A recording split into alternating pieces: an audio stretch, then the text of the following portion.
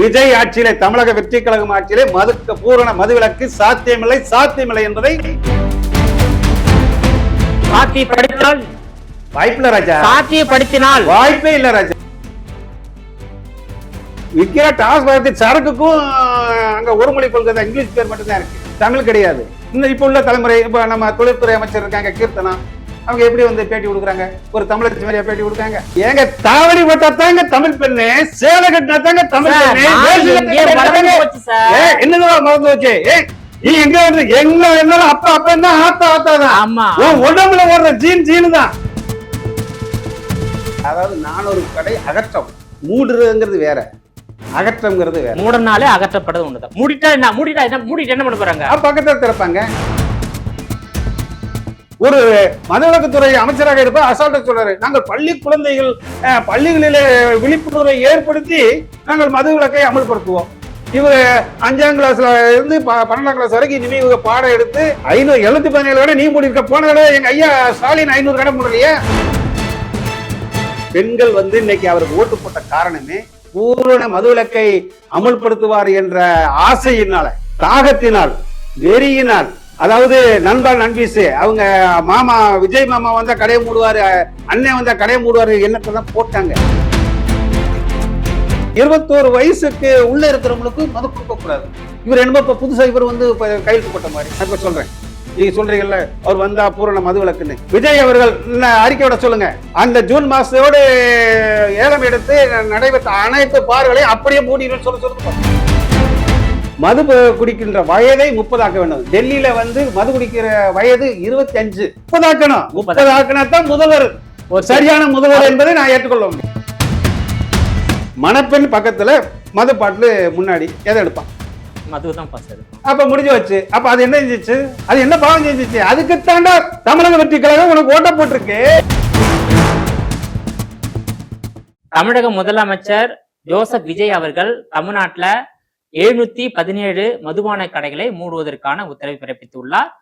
2 வாரங்களில் அது நடைமுறைக்கு வரும் என்று தெரிவித்துள்ளார். நீங்க இது குறித்து கருத்தை பதிவு செய்ய. 717 கடை நாங்க பார்க்காத இதே 717 கடை இவர் மூடினேங்கிறாரு. மூட போற சொல்லியிருக்காரு. 400 கடையை மூடி இருக்கு. அதாவது 400 கடை அகற்றம், மூடுறதுங்கிறது வேற, அகற்றம்ங்கிறது வேற. மூடனாலே அகற்றப்படுறது ஒண்ணுதான். மூடிட்டு என்ன பண்ண போறாங்க? பக்கத்துல திறப்பாங்க. மணமயில் ஏங்க சேலத்துல எடுத்துக்காட்டு இருக்குங்க. மணமயில், அதாவது டாஸ்மாக் கடையே மூடிட்டாங்க, அப்படியே சேலத்துல பக்கத்துல மணமயில் மன்றத்துல போய் வாங்குறாங்க. இங்க வாங்கின 140 ரூபா சரக்கு வாங்கினது 10 ரூபா எக்ஸ்ட்ரா 150 ரூபா வாங்குறாங்க, அதை மூடிட்டாங்க.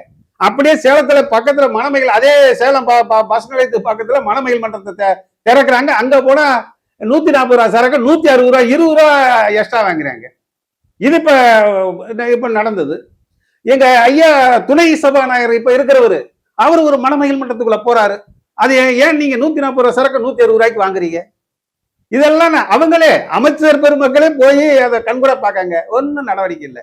பாட்டுக்கு 10 ரூபான்னு சொல்லி அங்க கரூர்ல பாடுனதுதான் மிச்சமா கூடிய இன்னைக்கு வரைக்கும் துளி கூட டாஸ்மார்க் ஊழியருடைய பிரச்சனைகளையும் தீர்க்க வழி இல்லை. அதாவது டாஸ்மார்க் மதுவினால் பாதிக்கப்பட்ட அந்த குடிபோதைக்கு அடிமையானவர்களை மீட்பதற்கு குடிபோதை மறுவாழ்வு மையங்கள் தராங்கன்னா, எங்க ஐயா இப்ப உள்ள மதுவிலக்குத்துறை அமைச்சர் கணத்துக்கடவு விக்னேஷ் என்ன சொல்றாரு? குடிபோதை மறுவாழ்வு மையங்கள் திறந்தால் அதனால ஒண்ணும் இல்லை, அங்க குடிபோதை மறுவாழ்வு மையங்களுக்கு திரும்ப வந்தாலும் அங்க போய் குடிப்பார். இவர் புதுசா இப்ப கண்டுபிடிச்சிருக்கிறார். ஏன்னா தமிழ்நாடு முழுவதும் குடிபோதை மறுவாழ்வு மையங்கள் ஆயிரக்கணக்கிலே வைத்து பல பேரை மீட்டு கொண்டு தனியார் குடிபோதை மறுவாழ்வு மையங்கள் வைத்து அதை மீட்டெடுத்து கொண்டு இருக்கக்கூடிய சூழ்நிலையில ஒரு மதுவிலக்குத்துறை அமைச்சராக இருப்ப அசால்ட்டா சொல்றாரு, நாங்கள் பள்ளி குழந்தைகள் பள்ளிகளிலே விழிப்புணர்வை ஏற்படுத்தி நாங்கள் மதுவிலக்கை அமல்படுத்துவோம். இவர் 5ஆம் கிளாஸ்ல இருந்து 12ஆம் கிளாஸ் வரைக்கும் இனிமே இவங்க பாடம் எடுத்து 717 கடை நீ மூடி இருக்க. போன கடை எங்க ஐயா ஸ்டாலின் 500 கடை மூடலையா? 2017 எடப்பாடி ஐயா பாப்பா 500 கடை மூடலையா?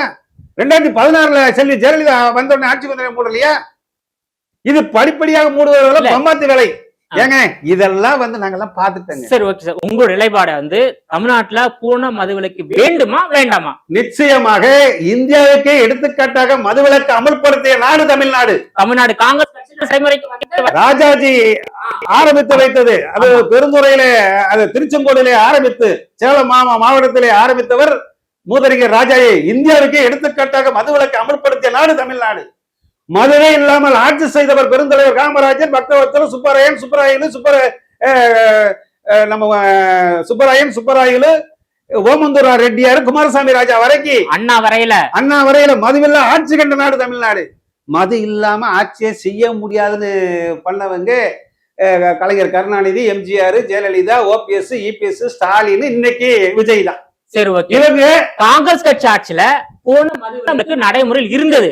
அது ரத்து செய்த முதலமைச்சர் யாரு? கலைஞர் கருணாநிதி தானே? உண்மைதான். அப்ப குடிபோதைக்கு அடிமையாகக்கூடியதுக்கு வித்திட்டவர் யாரு? அவருதான். அவரு தானே? ஆமா, அதுல மாற்று நான் சொல்லல. நீங்க ரெண்டு விஷயம், திராவிட கட்சிகளை வீழ்த்தி விட்டோம்ங்கிறது வந்து அந்த மது கலாச்சாரத்தினால் திராவிட கட்சிகளை வீழ்த்தி விட்டோம், அழிந்து விட்டதுங்கிறது வந்து ஏற்றுக்கிட முடியாது. ஒட்டுமொத்தமாக பல ஊழலும் இருந்திருக்கிறது, மது கலாச்சாரம் இருந்திருக்கிறது. இதெல்லாம் ஒரு காரணத்தினால இன்னைக்கு உள்ள இளைய தலைமுறையினர் ஒரு மாற்று அரசியலை தேடி இருக்காங்களே ஒழிய அதுக்காக திராவிட கட்சிகள் அழிந்து விட்டதுன்னு சொல்ல முடியாது.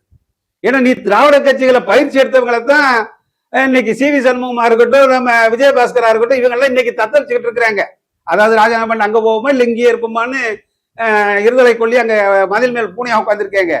ஏற்கனவே தொழிற்சங்கத்துல அதிமுக தொழிற்சங்கத்துல உள்ளவர்கள்லாம் இங்க வந்துட்டாரு, கமலக்கண்ணன் இவங்கெல்லாம் இந்த மாதிரி வந்துட்டாங்க. அப்ப நீ என்ன தூய்மையான ஆட்சி அங்க போய் எங்க நடத்திடுவீங்க? ஏற்கனவே அதிமுக இருந்தவங்களும் திமுக உள்ள கட்சியில இருந்தவங்க தான் உங்க கட்சியில வந்து எம்எல்ஏ இருக்கிறாங்க. இதுல நாங்க வந்து ஊழலற்ற நேர்மையான ஆட்சி எங்க போய் நடத்துவீங்க? சரி, இருந்து பார்ப்போம். ஆட்சிக்கு வந்து 20 நாட்கள் ஆகிவிட்டது. அவர் இதுவரையில அவருடைய அணுகுமுறை வந்து குறை சொல்லும் அளவுக்கு இல்ல. அப்படி எந்த ஒரு அரசாங்கம் விமர்சனத்துக்கு உள்ளான அரசாங்கமா தான் இருக்கும் சார். அதனால வந்து மேஜர் ஒரு பிரச்சனையே இல்லாம நடந்தா சந்தோஷம் தான். சரி, பூர்ண மதுவிலக்கு தேவையா தேவையில்லையா உங்களுடைய நிலைப்பாடு? நிச்சயமாக நான் பூரண மதுவிலக்கு சாத்தியம்தான் என நிதிஷ்குமார் தேவைதான். ஆனால்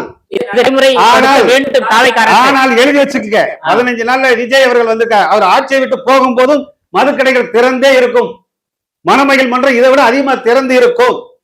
எழுதி வச்சுக்க. இந்த 5 ஆண்டுகள் ஆட்சியில தமிழ்நாட்டுல பூர்ண மதுவிலக்கு வாய்ப்பு இல்லை என்பது உங்களுடைய கருத்து.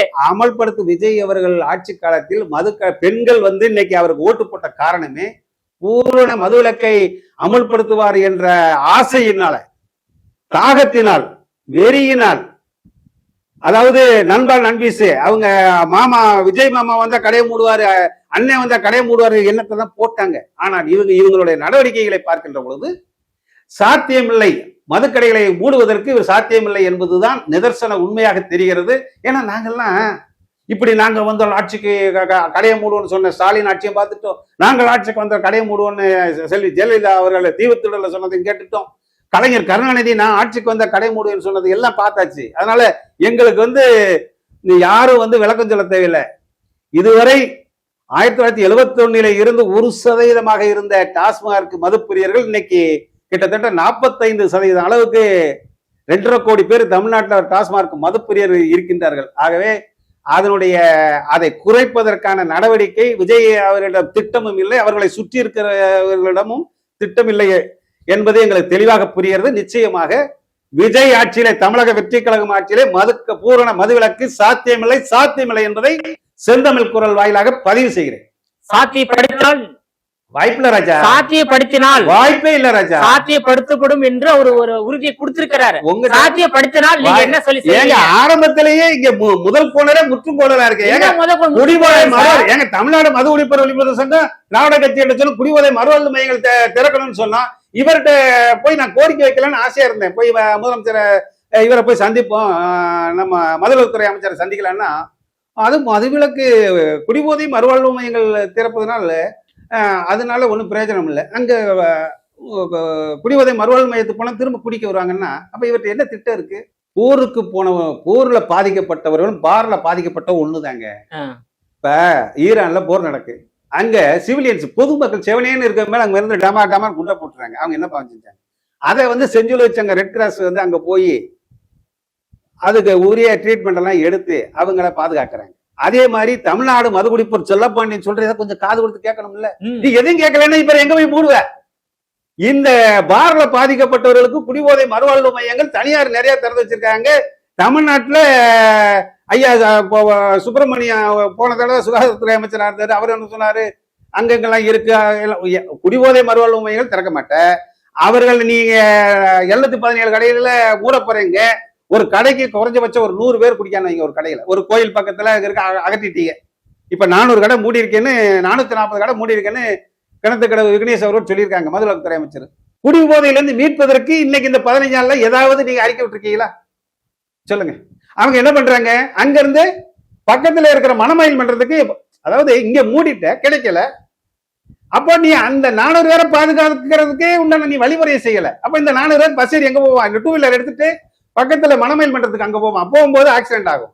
சோ மது கடையில மூடப்படும் போது மது பிரியர்களுக்கான அந்த மறுவாழ்வு, அவர்களை மீட்டெடுப்பதற்கான வழி என்ன? சரி, அதை விடுங்க. 21 வயசுக்கு உள்ள இருக்கிறவங்களுக்கு மது கொடுக்க கூடாது. இவர் என்ன இப்ப புதுசா இவர் வந்து கையெழுத்து போட்ட மாதிரி? ஏன் ஐயா ஸ்டாலின் ஆட்சியில இல்லையா? ஜெயலலிதா ஆட்சியில இல்லையா? கலைஞர் ஆட்சியில இல்லையா? எடப்பாடி ஆட்சியில இல்லையா? அந்த 21 வயசு தான் சொல்லியிருந்தாங்க. 21 வயசு நைட்டு 1 மணிக்கு அவர் பிறந்த நாள் 21 வயசு முடிஞ்சிருச்சுன்னா போய் காலையில போய் வாங்கிக்கலாமா? அப்ப தாலி இருக்க மாட்டாளா? 20 என்னத்த நீ புதுசா நீங்க கொண்டு வந்துட்டீங்க? கடையே 400 கடையை மூடுறீங்க, அங்கிட்ட இந்த மணமயில் மன்றம்னு திறக்கீங்க. ஒரே ஆளு கோயம்புத்தூர்ல 30 பார் நடத்துறாரு. அடுத்த மாசம் ஜூன் மாசத்தோட முடியுது பாருடைய. நான் இப்ப சொல்றேன், நீங்க சொல்றீங்கல்ல அவர் வந்தா பூரண மதுவிலக்குன்னு. அடுத்த மாசம் ஜூன் மாசம் கடைசியில பார்களுடைய அந்த கான்ட்ராக்ட் எடுத்து முடியுது. விஜய் அவர்கள் அறிக்கையோட சொல்லுங்க, அந்த ஜூன் மாசத்தோடு ஏலம் எடுத்து நடைபெற்ற அனைத்து பார்களையும் அப்படியே மூடிடும் சொல்லுங்க பார்ப்போம். அப்படின்னு சொன்னா அதுக்கு முன்னெடுப்பு, அது முயற்சி செய்யறான்னு ஏத்துக்கலாம். அதாவது தமிழ்நாட்டுல பூரண மதுவிலக்கு வேண்டும், ஆனால் அதனை தாவேக அரசாலும் நிறைவேற்ற முடியாது. அது தாவேகாவுடைய ஆட்சி, திராவிட கட்சியினுடைய தொடர்ச்சி அவ்வளவுதான். நான் அப்படித்தான் பாக்குறோம். ஏங்க நாங்க பார்க்காத, நாங்க இது வரைக்கும் அதான் 1% இருந்தவங்க இன்னைக்கு 45% இருக்கு அப்படின்னா எத்தனை அமைச்சர்கள், எத்தனை டயலாக்குகளை நாங்க கேட்டிருப்போம். அதனால இவரையும் நாங்க அந்த லிஸ்ட்ல தான் வச்சிருக்கிறோம். அடுத்த மாசம் இப்ப நீங்க ரொம்ப உங்களை மாதிரி மீடியாக்கள் உள்ளவங்க எல்லாம் ஆட்சி தொடர்ந்து விட்டார், ஊழலற்ற ஆட்சி. 15 நாள் ஆகுது. இதுலயே எங்களுக்கு தெரிஞ்சு போச்சு. ஏன்னா நாங்கெல்லாம் எங்களுக்கு உண்டான அனுபவத்தை வச்சு கணிக்கும் போதே தெரிஞ்சு போவோம். நீங்க சொல்றீங்க எங்க பாட்டு எடுத்தாவே அது சரிங்க. நீங்க வந்து திமுக ஆட்சியை, அதிமுக ஆட்சியை நீ குறை சொல்லல, விட்டு கொடுத்து பேசல. உங்க பேச்சு நான் புரிஞ்சுக்கிறேன். காமராஜர் எப்படி சார் 3 முறை முதலமைச்சரா வந்தாரு? எம்ஜிஆர் எப்படி சார் தொடர்ந்து 3 முறை முதலமைச்சரா இருந்தாரு? ஏன் வந்தாரு? நல்லாட்சி குத்தந்தாலும் வந்தாங்க. ஏன் இப்ப முன்னாள் முதலமைச்சர் மு க ஸ்டாலின் ஏன் 2ஆம் முறை வெற்றி பெற முடியல? சொல்லுங்க பாப்போம். என்ன காரணம் சொல்லுங்க. அருமையான கேள்வி. நீங்க காமராஜர் எத்தனை தடவை 3 முறை முதலமைச்சர் இருந்தாரு? ஆமா. அவரை ஏன் நீங்க தோற்கடிச்சீங்க? தோற்கடிச்சாங்க தான். அண்ணாவே தோற்கடிச்சாங்க தான். இப்ப நல்ல கண்ணி தோற்கடிச்சாங்க தான். ஜெயலலிதாவும் தோற்கடிச்சாங்க தான். முன்னாள் முதலமைச்சர் தோற்கடிச்சிருக்காங்க. ஏங்க இவர் ஊழல் செஞ்சாரு, நிர்வாகம் சரியில்லை, கொள்ளை நடந்தது. எங்க பொது மேடையில கூட எங்க ஐயா, எங்க அம்மா பிரேமலதா தேமுதிமுக பொதுச்செயலர் சொன்னாங்க, என்ன அண்ணா ஆட்சியில என்ன கொள்ளை இதுதான் நடந்தது, வேற என்ன சொல்ல முடியும்னாங்க. அவங்கள நான் என்ன சொல்றேன்னா, கொளத்தூர்ல ஸ்டாலின் அவர்களை தோற்கடித்தீர்கள், அவர் வந்து ஊழல் செய்தார், நிர்வாகம் சரியான தோற்கடிச்சு. ரைட். நல்லா 10 வருஷம் வேணுங்கிறதெல்லாம் கல்வி கணக்கிற அந்த காமராஜரை விருதுகளை ஏன் தோற்கடிச்சீங்க? ஏன் தோற்கடிச்சீங்க? சரி, அதே அண்ணாவை வந்து ஏன் தோற்கடிச்சீங்க காஞ்சிபுரத்துல? அப்ப இதெல்லாம் வந்து கால மாற்றம். இப்ப நடிகர் சிவகுமார் கூட சொல்றாரு, அன்றைய தலைமுறை அன்னைக்கு காமராஜர் நல்லா இருக்கா, இவங்கெல்லாம் நல்ல ஆட்சி செய்யறாரு, இவர் தோத்தா தான் இனிமே கேப் மாதிரி முளை மாதிரித்தனம்லாம் அடுத்து வரவன் செய்ய முடியும் அப்படிங்கிறது அந்த தலைமுறை விரும்பியதுனால அடுத்து வந்தவங்க மது கலாச்சாரத்தையும் அப்படியே கொண்டு வந்தாங்க. இப்ப உள்ளவங்க என்ன சொல்றாங்க, இப்ப என்ன நினைச்சிருக்காங்க, இந்த தலைமுறை எதுக்காக ஓட்டு போடுறதுன்னு தெரியாது. இதனுடைய தொடர்ச்சி இன்னும் இவங்க போக இந்த தலைமுறை என்ன மாதிரி விரும்புது.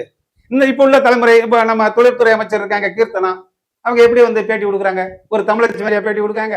அப்படியே கோட் சூட் போட்டு ஒரு டை கட்டி அப்படியே ரீல்ஸ் போட்டு, இப்ப அந்த மாதிரி என்ன ஆடை உடுத்துறாங்கன்றது முக்கியம் இல்ல சார், என்ன நல்லது செய்யறாங்க என்பதுதான் இன்னைக்கு முக்கியம் சார். ஏங்க தாவணி போட்டா தாங்க தமிழ் பெண்ணு, சேலை கட்டினா தாங்க தமிழ் பெண்ணு. என்னதான் மறந்து வச்சு நீ எங்க வந்து எங்க அப்பா அப்பா என்ன ஆத்தா ஆத்தா தான். ஆமா, உடம்புல ஓடுற ஜீனு தான். புரியுதா? கலாச்சாரம் உலகத்திற்கு சிக்காகோ நகரிலே போய் விவேகானந்தரை அனுப்பிய நாடு தமிழ்நாடு. இந்து அங்க போய் பேசினாரு, இந்து மதத்தை பத்தி பேசிட்டு வந்த இன்னைக்கும் பேசுறது இல்ல. தமிழ்நாட்டுல எதுலங்க குறைஞ்சு போச்சு? அப்ப நீ இருக்கிற கலாச்சாரத்தை எல்லாம் தமிழருடைய பாரம்பரியம், வீர விளையாட்டு, உங்களுடைய எல்லாத்தையும் நான் எல்லாத்தையும் மாத்துவேன் அப்படின்னா என்ன தமிழ்நாட்டுல பைத்தியக்காரனாங்க சார்? அரசியல்வாதினா வெள்ளை வேட்டி வெள்ளை ஷர்ட் தான் போடணும் அப்படின்னு சொல்ல வரீங்களா? தமிழர் ஏங்க வெள்ளை வேஷ்டி வெள்ளை சட்டை நீ ஒன்னி காவி விட கட்டு. நான் என்ன சொல்றேன், தமிழருடைய பாரம்பரிய உடை என்ன? தமிழருடைய பாரம்பரிய உடை என்ன? உனக்கு ஓட்டு போட்டவர் யாரு? தமிழன். நீ அதை தாண்டி போய் நீங்க போட்டிருக்கீங்கன்னா இன்னைக்கு கலாச்சாரத்துக்கு நீ மாறுறீங்க. அதெல்லாம் வேடிக்கை பார்த்துக்கிட்டு தமிழ்நாட்டுல தமிழர்கள் மட்டும்தான் வாழ்றாங்களா, பெருமொழியாளர்கள் வாழ இல்லைங்களா? ஏன் நீ தமிழ்நாடுன்னு எதுக்கு பேர் வச்சிருக்கிறாங்க? அதுக்கு உயிர் கொடுத்தவர், உயிரை கொடுத்து தமிழ்நாடுன்னு வைக்க சொன்னது யாரு? சுந்தரலிங்க நாடார் அவர்கள் உண்ணாவிரதம் இருந்து தமிழ்நாடுன்னு உருவாக்குனாங்க. அதை தமிழ்நாடுன்னு உருவாக்கியவர் பேரறிஞர் அண்ணா. நீ வந்து கேரளா, கர்நாடகா, ஆந்திரான்னு உங்க அந்தந்த மாநில கலாச்சாரம். இந்திய நாடு என்பது அனைத்து மதம் ஜாதி எல்லாம் கலந்து, அதாவது அங்கங்க பல்வேறு இனம் பல்வேறு மொழி கொண்ட நாடு இந்தியா. அதே போல தமிழ்நாடு. நல்லா புரிஞ்சுக்கணும், மொழி வாரியாகத்தான் மாநிலம் பிரிஞ்சிருக்கு. மொழி வாரியாக பிரிந்த இந்திய திருநாட்டிலே நீ தமிழ்நாடுன்னு ஒண்ணு இருக்கிற இடத்துல நீ தமிழ்நாட்டுல வந்து விற்கிற டாஸ்மாக் சரக்குக்கும் அங்க ஒரு மொழி கொள்கை தான், இங்கிலீஷ் பேர் மட்டும்தான் இருக்கு, தமிழ் கிடையாது. அந்த வேதனையில பல முறை அவங்ககிட்ட சொல்லி பார்த்தேன், ஐயா தமிழ்நாடுன்னு பேர் வச்ச டாஸ்மாக் கடையில் விற்கிற சரக்கு ஒண்ணு கூட தமிழ் பேர் கிடையாது. எல்லாம் அக்காட் பிராண்டி, அட்மே பிராண்டி, பிராண்டி, மானிட்ட பிராண்டின்னு வெள்ளக்காரங்க தான். இப்ப நீங்களும் வந்து அதனால தமிழக வெற்றி கழகம் திராவிட கட்சிகளை ஒரு காலமும் அழிக்க முடியாது. திராவிட கட்சியினுடைய கொள்கைகளை பின்பற்றித்தான் இது தொடர்கிறது. இவர்கள் புதிதாக ஒன்றும் சாதிக்கவில்லை. விவசாய கடனாக இருந்தாலும் அது திராவிட கட்சிகள் உருவாக்கியதுதான். சிங்கப்பெண் திட்டமாக இருந்தாலும் அது ஏற்கனவே அது சிரிப்பு பெண்களாக இருந்தாலும் சீரிய பெண்களாக இருந்தாலும் சீருடை கொடுத்து பதவியில அமர்த்தியவர் செல்வி ஜெயலலிதா, கலைஞர் கருணாநிதி. ஆகவே நீங்க அதை வந்து பேரை மாத்தலாம், உடைய மாத்தலாம். நீங்க எப்படி கோட் சூட்டு போட்டு வேஷ்டி சட்டை கழட்டிட்டு கோட் சூட்டு போட்டீங்களோ அதே மாதிரி நீங்கள் சீருடையை என்றால் மாற்றலாம். ஆனா அனைத்திற்கும் அடித்தளம் தந்தை பெரியாருடைய மண், அதுல பேரறிஞர் அண்ணாவுடைய கொள்கையும் இதை நேர்த்து போகாது. அதை இவர்கள் ஒரு காலமும் மாற்ற முடியாது. சரி சார், மக்களுடைய வரி பணத்தை வந்து நான் ஒரு ரூபா கூட எடுத்து செலவு செய்ய மாட்டேன்னு சொன்னாரு, அது எப்படி பாக்குறீங்க? அதுவே போருமே சார், மக்களுடைய வரி பணத்தை மக்களுக்கே செலவு செய்தாலே மக்களுடைய அடிப்படை தேவைகள் அனைத்தும் நிறைவேற்றிவிடும். இருக்கட்டும், அது போருமே சார். 5 வருஷம் பாப்பங்க. நான் என்ன நீங்க சொல்றது, நீங்க அம்மா ஜெயலலிதா 99 வந்த உடனே நான் 1 ரூபா சம்பளம் வாங்குவேன்னாங்க. 1 ரூபாய்க்கும் இவர் மொத்தமே சம்பளம் மக்கள் பணத்தை எடுக்க மாட்டேங்கிறதுக்கு என்ன வித்தியாசம்? அன்னைக்கு என்ன ஜெயலலிதா காசு இல்லாம இருந்தது? அந்த அம்மா அவங்களும் படத்துல நடிக்கலையா, தங்கத்தட்டுல சாப்பிட்டவங்க தான். அந்த நேரத்துல திமுகவை தவிர்த்து அதிமுக ஓட்டு போட்டாங்க 91ல, ஓகேவா? ஆனா இன்னைக்கு வந்து திமுகவையும் அதிமுகவையும் தவிர்த்து தாவிக ஓட்டு போட்டிருக்காங்க. அந்த நம்பிக்கையை அவர் காப்பாற்ற வேண்டிய பொறுப்பு இருக்காரு. இன்னொரு சொல்றேன் சார், இப்ப வந்து தமிழ்நாட்டுல பூரண மதுவிலக்கு வேணும் என்று நீங்க வலியுறுத்துறீங்க.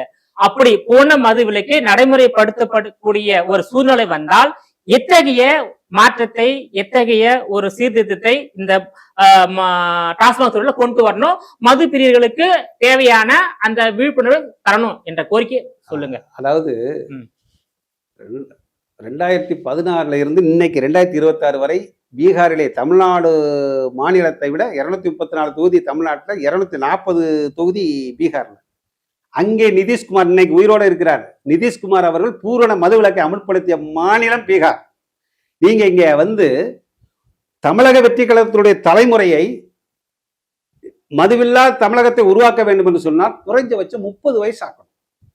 21 வயசு வரைக்கும் அவர் அப்பா கட்டுப்பாட்டுல கல்லூரி படிப்பு வரைக்கும் படிப்பான். 21 வயசுக்கு மேல சமூகத்துக்கு கூட தள்ளப்படுவான். கன்னியாகுமரியில இருக்கிற சென்னைக்கு வரும், சென்னையில இருக்கிற கன்னியாகுமரி போவான், கர்நாடகா போவான், ஆந்திரா போவான், எங்கன்னா தமிழ்நாட்டுக்குள்ள எங்க வேணாலும் அவன் சமூக வேலை வாய்ப்புக்காகவும் இதுக்காக போவாங்க. 21 வயசுல பெண்கள் வந்து ஒரு 23 வயசு 25 வயசுல தான் அவளுக்கு கல்யாணம் ஆகும். பொம்பளை பிள்ளைகளுக்கு 30 வயசுக்குள்ள கல்யாணம் ஆகும். இவர் 30 வயது வரை நாங்க ஏன்னா புறையடி போனதை வந்து திராவிட கட்சிகள் செய்த தவறை இவருக்கு செய்யக்கூடாது. அதே நேரத்துல மது குடிக்கின்ற வயதை 30 ஆக்க வேண்டும். டெல்லியில வந்து மது குடிக்கிற வயது 25. தமிழ்நாட்டுல 21 இருக்கா? 21 இருக்கிறது பிரயோஜனம் இல்ல. அதை 30 ஆக்கணும். 30 ஆக்கினா தான் முதல்வர் சரியான முதல்வர் என்பதை நான் ஏற்றுக்கொள்ள முடியும். ஒரு கோரிக்கை. அடுத்த கோரிக்கை சொல்லுங்க. என்ன 30க்குள்ளங்கும் போது அவரு வேலை வாய்ப்பு கல்யாணம் இல்லாம. குடிபோதை மறுவாழ்வு மையங்கள் 234 தொகுதியிலையும் திறக்கப்பட வேண்டும். குடிபோதை மறுவாழ்வு மையங்கள் 230 தொகுதி திறக்க வேண்டும். ஆமா, ஏங்க எல்லா கடையிலும் ஒரு ஒவ்வொரு சட்டமன்ற தொகுதிக்குள்ளயும் குறைஞ்சது ஒரு 100 கடை இருக்கு, டாஸ்மாக் கடை இருக்கு. அதுல இருந்து மீளணும்னா கட்டமைப்பு வைக்கணுங்க. அதுல இருந்து மீளணும்னு நினைக்கிறேன்னா எங்க போறது? அருமையான சித்தாந்தம், அருமையான கருத்து. இதுதான் ஆக்கப்பூர்வமான திட்டங்களே மட்டும் இல்லையே. அடுத்தபடியாக இந்த மதுவினால் விதவைகளான பெண்கள், அனாதையாக்கப்பட்ட குழந்தைகள், ஆதரவற்ற பெற்றோர்களை கணக்கெடுத்து அவர்களுக்கும் மறுவாழ்வுக்கான வழிமுறைகளை செய்யணும். இதுதான் வந்து ஒரு 30 வயசு வரைக்கும் இன்னைக்கு தேதி 29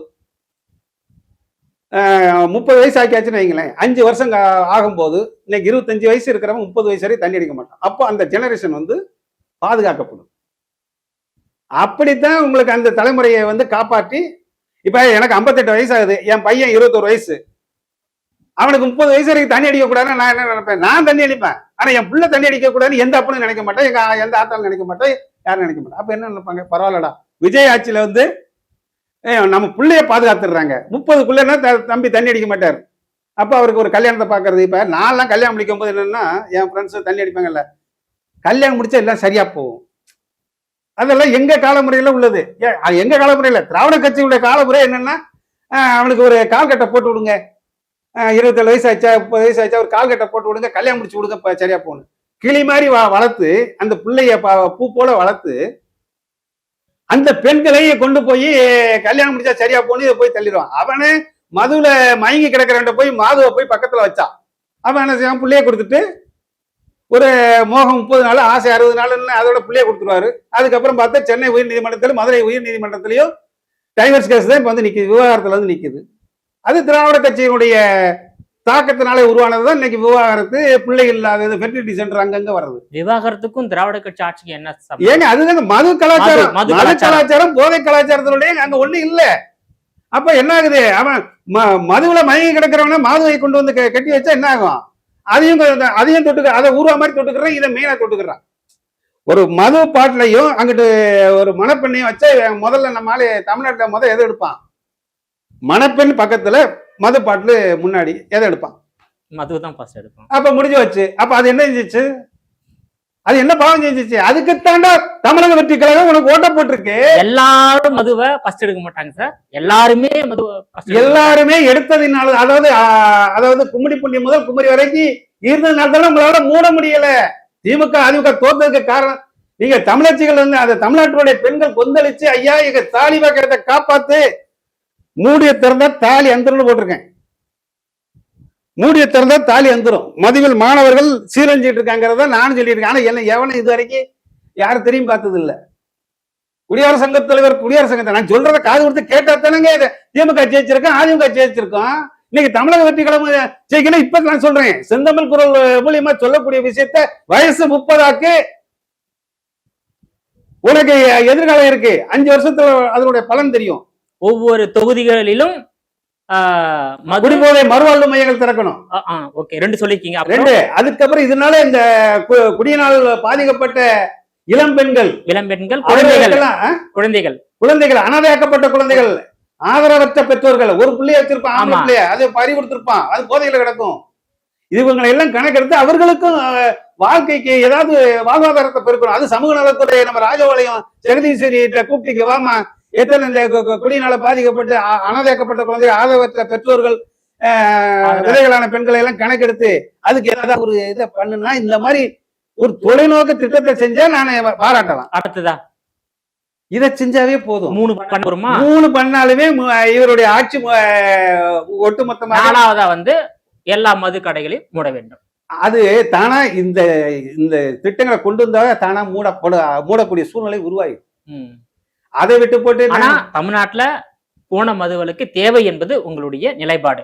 தேவை என்பது இந்திய நாட்டுக்கு எடுத்துக்காட்டாக உள்ள தமிழ்நாட்டோட பிறந்த செல்லப்பண்ண எப்படிங்க மறுப்பான்? ஓகே. உங்களுடைய உங்களுடைய கோரிக்கையை வந்து தாவேக அரசு நிறைவேற்றுகிறதா என்பதை பொறுத்து இருந்து பார்ப்போம். நீங்க தாவேக அரசாங்கத்தின் மீது நிறைய கோரிக்கையை முன் வச்சிருக்கீங்க. அதிமுக திமுக தொடர்ச்சி தான் தாவேகன்னு சொல்லியிருக்கீங்க. ஆனா அது இதெல்லாம் அவர் எப்படி அடுத்து 5 ஆண்டுகள்ல ஆட்சி செய்யறான்னு சொல்லிட்டு பார்க்கலாம். சோ உங்களுடைய பொன்னான நேரத்தை ஒதுக்கி பல்வேறு கேள்விகளுக்கு பொறுமையா நிதானமாக தகவல் அளித்தமைக்கு நன்றி சார். நேயர்களே, மீண்டும் இது போன்ற மற்றொரு நிகழ்ச்சியில் மற்றொரு ஆளுமையுடன் சந்திக்கிறேன். அதுவரையில் உங்களிடமிருந்து விடைபெறுவது நான் உங்கள் விஜயபாலன்.